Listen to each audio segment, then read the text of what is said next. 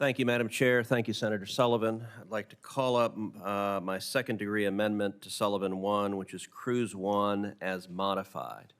And I will reiterate the offer I made in the opening that I and my staff remain more than happy to work with the sponsors of this bill to try to improve it and get it to a point where we have a bill that will get wide bipartisan support. This particular amendment is straightforward. It prohibits discrimination against products made in Israel. This bill grants new and explicit authority to the FTC to promulgate rules and to enforce new labeling requirements of the bill.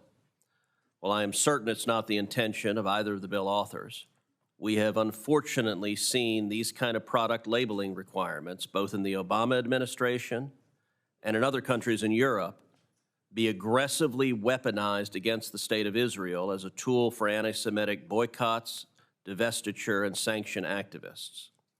These activists insist that goods made in Judea and Samaria be prohibited from using the term made in Israel in an effort to delegitimize the territories under Israeli control.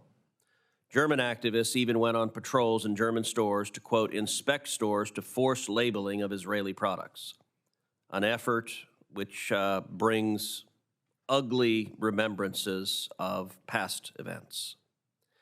It is the unfortunate reality that anti-Semitism is alive and well this day and is reflected in multiple efforts to boycott Israeli Jews. For example, at the beginning of 2021, the State Department began implementing a policy prohibiting aid for joint projects between Americans and Israeli Jews, when the Israeli Jews are doing their research in Judea and Samaria, including in parts of Jerusalem. This policy, I believe, is straightforwardly anti-Semitic. It is a boycott of Israeli Jews. There is no way to relitigate this issue. The United States has never had such a unilateral policy prohibiting science and technological cooperation on the basis of geography. Some say a policy differentiating Israel from Judea and Samaria is necessary to preserve a two-state solution. They say they don't want to prejudice a final outcome by funding projects or legitimizing products in disputed territories. This is simply not true. They are more than happy to fund Palestinian projects or buy Palestinian goods all the time. So my amendment's simple. It says that for purposes of enforcing this act, the FTC cannot discriminate against any community or entity in Israeli territory based on the geographic location of such community. That is, the FTC cannot go around punishing online sellers of goods for labeling their products made in Israel if the products originated from Judea and Samaria. At a time when the United States government is unfortunately pursuing an anti-Semitic boycott and at the expense of the safety, security, prosperity, and health of American people by refusing to fund scientific projects, and when Europe and the EU are engaged in exactly the kind of discriminatory labeling practices that my amendment seeks to prevent, this threat is not hypothetical. With the current leadership of the FTC, it is very easy to imagine a direct assault on Israel. We should therefore be putting guardrails in place on the front end to prevent this kind of anti-Semitic discrimination from occurring in the first place. And I urge a yes vote on my amendment. Thank you, Senator Cruz. Madam Chair. Madam Chair. Yes, Senator Vance. Just as the sponsor, I just want to address a couple of the ranking members' points, and I appreciate the ranking member's offer to continue to work on the legislation. And I frankly think that we could probably have done a better job at getting this in a place where it could earn a broader bipartisan support. And I look forward to working with the ranking member and others to ensure that happens. I know this is not nearly close to done, and Senator Cruz, I hope we will work together on this in the coming months. I do want to address these amendments, not just this particular amendment, but others as well. On the Israel amendment, I think the ranking member makes a reasonable point. I'm actually mildly persuaded by the point, and so I'm going to vote on the amendment. But I also think that it's important to say that there are a lot of good amendments that I think would make explicit protections in this legislation that I don't think are totally necessary. And so I hope my colleagues join me in supporting the amendment, but I hope that if it does fail, as I suspect it will, given where a lot of our colleagues on the other side are going to come out on this, I don't think it justifies tanking the whole piece of legislation. So just want to throw that out there. Thank you. Thank you, Senator Vance. I believe this amendment should have been offered in the Senate Foreign Relations Committee, which is the jurisdiction of this issue.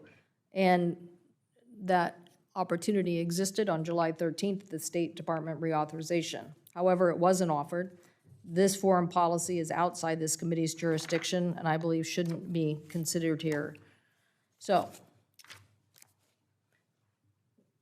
would you like a roll call vote on that, Senator Cruz? I would, and if I could just briefly respond to that point. I serve on the Senate Foreign Relations Committee and offered multiple amendments on that markup, but this bill was not pending before the Senate Foreign Relations Committee, and it would have made no sense to offer it in Foreign Relations without this bill. The entire relevance is this bill purports to give the FTC authority to go after and punish sellers and online retailers for mislabeling the country of origin. And so this amendment is directly relevant if the FTC has that authority. We have seen the Obama administration go after and target Judea and Samaria using these sorts of labeling requirements. We've seen the European Union go after Judea and Samaria using these kinds of labeling requirements. So the threat is not hypothetical, and the reason it's offered as an amendment to this bill because it is this bill that would give the FTC the authority to do it. I think the underlying amendment is more about research and development in these parts of Israel. So with that, if you would like a roll call vote, the clerk will call the roll. Ms. Klobuchar? No.